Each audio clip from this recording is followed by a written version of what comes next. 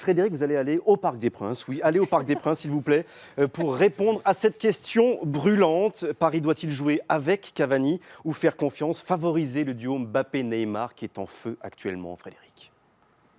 Et c'est vrai, Grégoire, que la question se pose car Edinson Cavani n'a inscrit que 6 buts avec le PSG. C'est son pire total à ce stade de la saison depuis qu'il a rejoint Paris. L'an passé, à la même époque, il en était déjà à 17 réalisations. Alors pourquoi ne marque-t-il plus et est-il isolé au sein de la MCN? Ces 3 joueurs ont joué 6 matchs ensemble sur 13 depuis le début de la saison et 2 chiffres sautent aux yeux. Mbappé ne délivre que 2 passes par match à Cavani.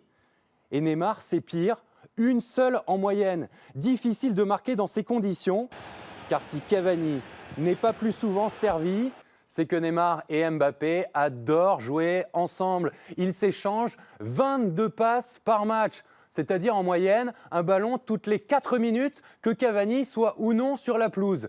Les 2 joueurs qui se sont d'ailleurs déjà offerts 3 passes décisives chacun. Alors Cavani est-il toujours indispensable au PSG? Ce sera Thomas Tuchel de trancher.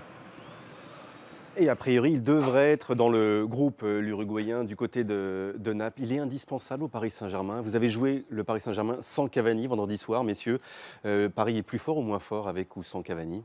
Nicolas? Je dirais plus fort, parce qu'il ne faut pas oublier que c'est quand même un grand attaquant. Après, c'est un joueur qui marque au moins 20 buts par saison, donc c'est toujours un plus pour une équipe d'avoir ce genre de joueur. Mais voilà, c'est au coach de trancher, c'est lui qui fait ses compositions et personne d'autre. On sait que c'est important, les affinités dans un groupe, Jonathan. Pour l'instant, ils sont en train de faire sans Cavani, là, Neymar et Mbappé. Tuchel, il doit faire quoi comme choix là? Continuer avec les deux, mardi? C'est important les affinités. Maintenant, ça marche bien sans. Et comme Nico le dit, c'est un attaquant qui est capable de marquer à tout moment. Et c'est un plus pour le PSG.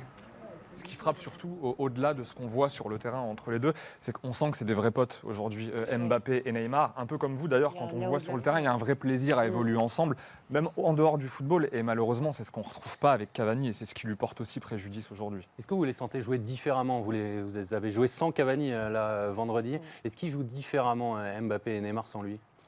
Non, je pense pas, parce qu'avec Cavani aussi, ils essayent aussi de se trouver. Sans lui, je pense qu'aussi, quand il n'est pas là aussi, c'est peut-être plus facile pour eux. Mais les voir jouer différemment, non, je ne pense pas. Ils ont joué avec 3 défenseurs. Il est en train d'installer ce système, là, Thomas Tuchel, contre vous. Vous étiez un adversaire fort pour lui, une belle préparation pour la Ligue des Champions. Il a trouvé son système, là, l'entraîneur allemand. On le retrouvera, ce système avec 3 défenseurs à Naples mardi, à votre avis? Oui, je pense. C'est un système qui marche bien depuis le début de saison.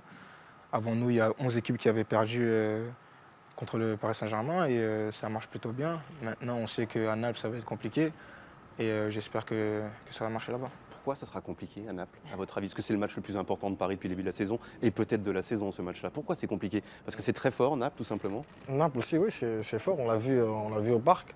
On a vu que voilà, c'est une équipe qui est difficile à jouer. Liverpool est tombé là-bas, je pense. Et oui, pour Paris, c'est un tournant parce que s'ils ne gagnent pas, c'est quelque chose qui peut leur porter l'élimination en Ligue des Champions.